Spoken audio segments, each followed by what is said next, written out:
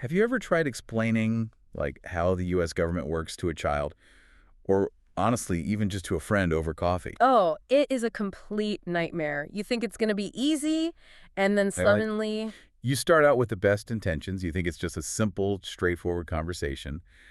But within, I don't know, about 3 minutes, you are totally tangled up in committees and subcommittees and partisan gridlock. and veto overrides, and the different Yeah, chambers. exactly. Suddenly you sound like you're reciting from this dense, dry textbook, and you can just literally see their eyes glazing over. It is an incredibly intimidating system, to be honest. And I mean, part of the problem is that the resources we typically use to explain it are just as convoluted as the process itself. Oh, absolutely. You're usually looking at these, giant walls of academic text or impenetrable legal jargon, or you get those massive flowcharts that look way more like a wiring diagram for a supercomputer than a human institution. Yeah, we really have this tendency to drain all the life out of it. Like, Yeah. all the passion and the human element just gets sucked out of civic education. Which is such a shame because the stakes are incredibly high. They really are. Yeah. But today, we're actually tackling this massive topic through a completely different medium. A very unexpected one. Right. Our mission in this deep dive is to unpack the surprisingly intricate and honestly often frustrating journey of how a bill actually becomes a law. Hmm. And our roadmap for this isn't some 500-page legal manuscript. It's a coloring book. Which I have to admit, when you first brought it up, I was pretty skeptical. I knew you would be. But having gone through it, it is an absolutely brilliant approach. I totally knew you'd come around. Yeah. So the book is called Bill to Law, Coloring the Constitution in Motion, and it's created by Dr. Antonio Arnold. Yes. And what we have here are pages and illustrations from this interactive coloring book. Yeah. He combines these rich, symbolic illustrations with real historical context to make the actual grounded mechanics of our government accessible to absolutely everyone. And, understanding a bit about Dr. Arnold really contextualizes why this visual approach lands so effectively. Right, because he has a really unique background. He does. He is a proud military veteran. There's actually a wonderful illustration early on of him in his uniform, wearing his airborne beret. Oh, yeah, I love that illustration. But he's also a Christian author and a deeply creative educator. He spent years in service, whether that's in the military, his church community, or directly in classrooms. Wow, so he's really been in the trenches of teaching. Exactly. And that combination of strict discipline and community service really informs how he breaks down these super complex systems. You can definitely feel that educator's instinct on every single page. I mean, Yeah. he isn't just trying to make you memorize facts for a pop quiz. His stated goal is to help kids and families learn about faith and history and civic duty so they can actually become thoughtful leaders themselves. Right. He approaches the whole concept of learning about our republic as something that should be, well, colorful and full of meaning, not just a chore you have to get through. Yeah, and he anchors this vast, intimidating bureaucratic process in something highly immediate. Like, before a piece of legislation ever reaches the grand marble chambers of the Capitol building. Before the politicians even get involved. Exactly. It has to start as something incredibly small. A simple idea. Right. Okay, let's unpack this, because the book starts right there at what it calls the idea spark. And I always kind of assumed that laws were just spontaneously generated in the basement of the Pentagon or like cooked up in some think tank. A lot of people think that. But according to the source, an idea for a new law can literally come from a citizen or a specific advocacy group, a local lawmaker, or even a recommendation from the president down to Congress. And the visual representation here is what really makes it click. There is this fantastic illustration depicting public opinion. Oh, where everyone has their hands up. Yes. You have citizens actively giving a thumbs up or a thumbs down, standing right next to a lawmaker who is holding a clipboard with the proposed bill. It's super direct. It is. It's a very literal, grounded depiction of citizens speaking directly to the people who represent them. It completely strips away that huge distance between Washington and your local neighborhood. It really does make it feel tangible. And honestly, I was struck by how relatable the process of drafting a bill actually is when you boil it down. How so? Well, at its core, drafting a bill is really no different than pitching a family vacation or like trying to negotiate a new household rule. And Dr. Arnold completely nails this with an illustration he calls the family committee. Oh, that might be my favorite page in the early sections. It is so good. You have this drawing of kids and parents, and they're all sitting around a kitchen table. They have a piece of paper labeled Bill right in the center of the table. With all the thought bubbles. Yes. There are these thought bubbles floating above everyone's heads, and they are actively brainstorming rules about safety, fairness, community standards. Mm. And my absolute favorite detail there is a thought bubble with a giant ice cream cone in it. That's classic. Right. Someone at that table is aggressively pitching a household law about ice cream rights. Which is the perfect entry point. But what's fascinating here is why this specific framing matters so much for the reader. Right, it's not just a cute drawing. No, starting a deep dive into the legislative process with a family committee isn't just a relatable aesthetic choice. It actually reveals a fundamental truth about how democracy is supposed to function. Okay, wait, how so? Because my kitchen table definitely does not feel like the Senate floor. Well, it demystifies the very concept of civic engagement. We have this ingrained habit of treating civic engagement as an elite specialized activity, like it's strictly reserved for politicians in tailored suits. Yeah, completely. But fundamentally, civic engagement is just community problem solving. And that begins right at the kitchen table, when a family negotiates a rule about fairness or safety. Well, ice cream allocations. Or ice cream allocations, exactly. They are practicing the exact same foundational skills that lawmakers use on Capitol Hill. They're identifying a specific need, they're proposing a tangible solution, and debating its merits with the people it affects. Wow, that is a profoundly grounding way to look at it. You draft your family bill at home. So, okay, let's say you have your idea. Let's stick with the ice cream rule. Sounds good. Your idea spark is glowing. But now we have to move from the cozy, relatively reasonable kitchen table to the actual legislative floor. How does that little idea actually survive the gauntlet of Congress? This is where the labyrinth really begins, and the book breaks this down into very distinct mechanical steps, starting with the physical drafting. A legislator actually writes the bill. We see a lawmaker at their desk, pen to paper. Then they formally introduce it in either the House of Representatives or the Senate. Yeah, the introduction part looks very official in the book. We see this illustration of a lawmaker standing at a podium in front of their peers. There's a giant flag draped in the background, and they're presenting the scroll. But the hurdles start literally the second they step off that podium. Seriously. The Speaker of the House, or the Senate equivalent, takes that newly born bill and immediately assigns it to a committee. And that committee review phase is where the real mechanics of government happen. It is not just a polite reading group. Definitely not. The illustration shows a small, focused group sitting around a table, leaning in, intensely dissecting the document. We really need to understand that committees are where the vast majority of bills actually die. This is the first great filter. Wait, really? So a handful of people in a committee can just permanently bury an idea before the rest of the country or even the rest of Congress hears about it? Absolutely. If the committee chair doesn't like the bill, they might just never bring it up for discussion. It's called pigeonholing. Just ignore it until it goes away. Exactly. But if they do discuss it, they rip it apart, they debate the micro details, they hold hearings, invite experts, they strike out whole paragraphs, they add new ones. Sounds brutal. It is a messy, combative process. And if the bill miraculously manages to survive that intense small group scrutiny and gets voted out of committee, it is then filed and placed on the legislative calendar. Which, I learned, is an entire process in itself.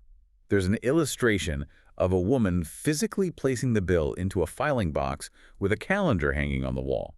But just being on the calendars doesn't mean it actually gets voted on, right? Not at all. There are gatekeepers, like the House Rules Committee or the Senate Majority Leader. They dictate the flow of traffic. So they can just stall it. Yeah, if they don't want your bill to see the light of day, it just sits on that calendar forever. Wow. But let's say your bill is favored. The gatekeepers push it ahead. Now we enter a phase that I think often confuses people. The readings. Yes, the readings, first reading, second reading, third reading. The book illustrates these phases happening before the entire House or the entire Senate. A lawmaker stands at the podium reading the text while the rest of the chamber listens, debates, and raises their hands.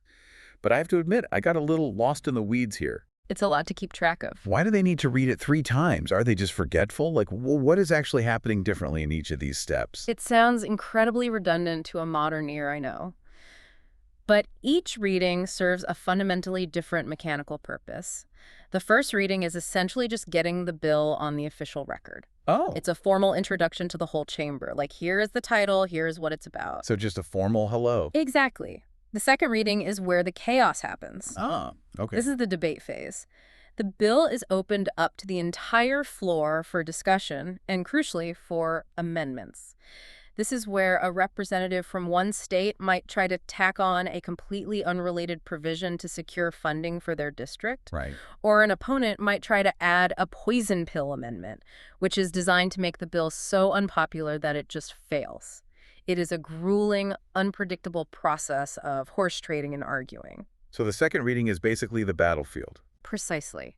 And if the bill survives that battlefield, and the chamber agrees on all the changes, it moves to the third reading.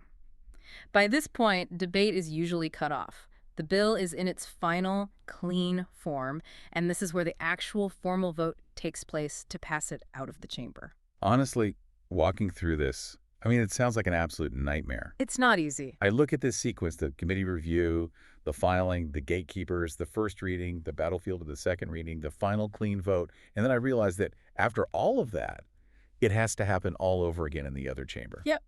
Every single step. It just seems so incredibly tedious. Why are there so many roadblocks?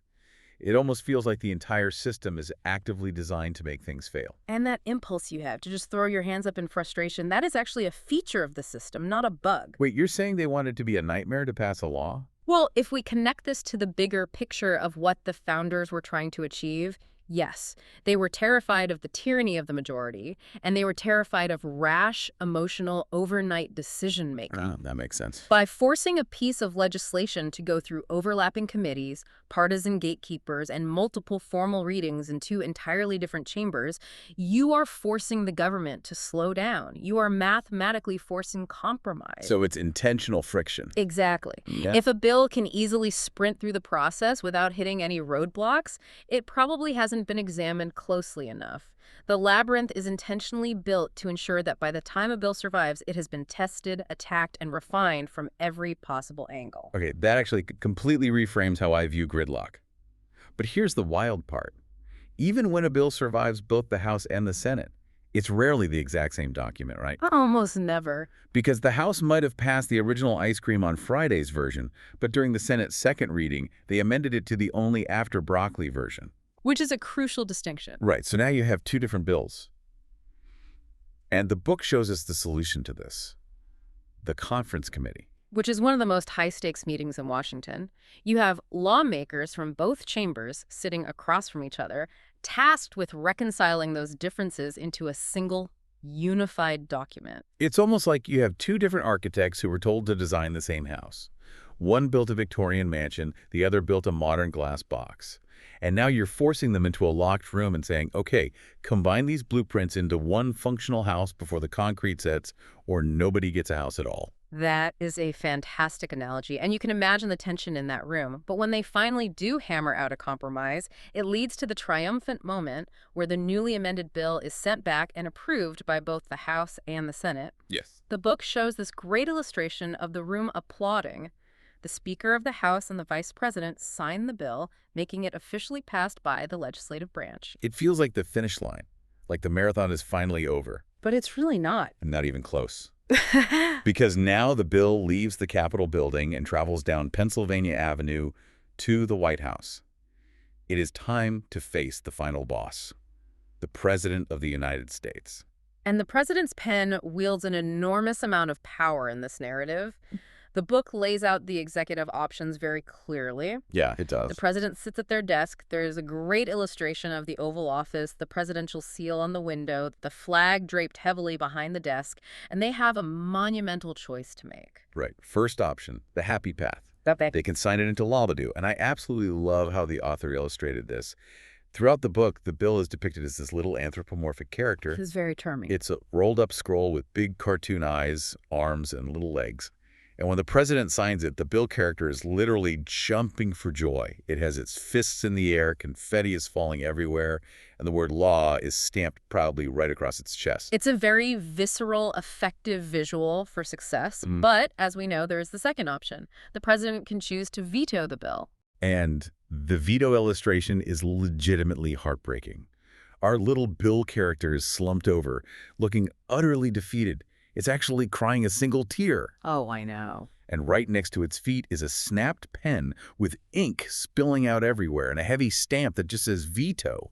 It perfectly captures the devastation of a piece of legislation dying at the very last possible step after months or years of work. It's a brutal reality check. Now, a veto isn't always an absolute death sentence. The legislative branch has a mechanism to fight back. To override a veto, the bill must be sent back to Congress and pass both houses again. But there's a massive catch, right? It's not just a simple majority anymore. Exactly. To override the president, it has to pass with a two-thirds majority in both chambers. And we have to think about the political reality of what that requires. You are asking a significant portion of the president's own political party to publicly defy them on a major piece of legislation. That's a huge ask. It requires a massive bipartisan coalition, which is why, historically, it is exceptionally rare and difficult to achieve. So usually a veto is the end of the road. But here's where it gets really, really interesting. There's a third option for the president, a sort of secret backdoor built into the Constitution. The book highlights this fascinating quirk called the 10-day rule. Ah, yes, the pocket veto and its opposite. This blew my mind. If the president receives the bill and just holds it for 10 days, excluding Sundays, importantly without signing it and without officially vetoing it, It automatically becomes law. yes, we see the Happy Bill character again, celebrating under a banner that says 10 days later. It's a brilliant piece of constitutional mechanics that solves a very specific political problem. A failure to sign indicates that the president fundamentally disapproves of part of the bill, but for whatever reason, they aren't going to stand in the way of its passage. I am obsessed with this rule. It is the ultimate passive-aggressive political move. It really is. It's like leaving a new roommate agreement on someone's bed. If they don't explicitly come out and say no to your face within 10 days, it is a yes by default. Yeah. You don't get to just ignore the homework and stop the household from functioning. That's a highly accurate way to frame it. It allows the president to play a very calculated political card. They can signal to their voting base, look, I didn't sign this, I don't fully agree with the compromises Congress made, without triggering the massive constitutional crisis of a veto that Congress might spend months trying to override. It's a pressure release valve. Exactly. It keeps the wheels of government turning even when the branches are fundamentally gridlocked. It's incredibly clever. But, as you look through these pages and you absorb all these mechanical steps, the grueling committees, the strategic 10-day rules, the vetoes, you realize that the cold mechanics are really just one layer of the story Dr. Arnold is telling. We talk about all this friction and gridlock, and it is so easy to get cynical about the whole system. But what's fascinating here is how the book anchors these dry mechanics in the actual human beings who design the friction in the first place and the symbols that guide them. I'm so glad you brought that up because there is an entire section dedicated to the symbolism of the American flag. And I'll be honest, when I first turned to that page, it felt a little bit like a detour. I could see that. I thought, okay, we are talking about laws. Why are we suddenly doing a vexillology lesson? Yeah. But then I realized he's actually setting the behavioral expectations for the lawmakers themselves. Precisely. The illustrations of the flag aren't just decorative, they are deeply instructional. Right. He breaks down the physical elements first. You have the 13 horizontal stripes, 7 red, 6 white, representing the original 13 colonies that push back against Great Britain. You have the 50 white stars on the blue field for the 50 states. But then he goes beyond the geography. He does. He points out that symbolically, stars represent the heavens and the aspiration toward a divine goal. It's a constant visual reminder to the people in those chambers that the nation is supposed to be striving for something higher than just petty partisan wins. And the colors themselves carry immense weight in this context. Red stands for valor and bravery. White represents purity and innocence. And blue stands for vigilance, perseverance, and justice. Which ties right back into the process. Exactly. When you think about the legislative labyrinth we just walked through, you cannot survive the second reading on the House floor without vigilance and perseverance. You cannot negotiate a conference committee without a certain type of bravery. The flag is a living symbol of the values required to make the mechanics work. Which brings us perfectly to the historical figures featured in the book. He highlights 3 foundational lawmakers who really embody this struggle. Yes, the historical context is so important. First is James Madison, known as the father of the Constitution. He essentially architected the very friction we've been talking about, helped draft the Bill of Rights, and actually served in the House. Then you have Daniel Webster. He was a legendary orator and senator who vehemently defended the Union. He really represents the unyielding, fierce debate on the Senate floor. He's the guy drawing the intellectual line in the sand. And finally, Henry Clay. He's referred to historically as the Great Compromiser. He served as Speaker of the House and brokered some of the most major, precarious legislative compromises in the 1800s to keep the country together. A vital figure. And looking at Clay really made me pause. How does looking at a historical figure celebrated specifically as the Great Compromiser change how we view the legislative process today? Because, let's be honest, compromise feels like a dirty word in modern politics.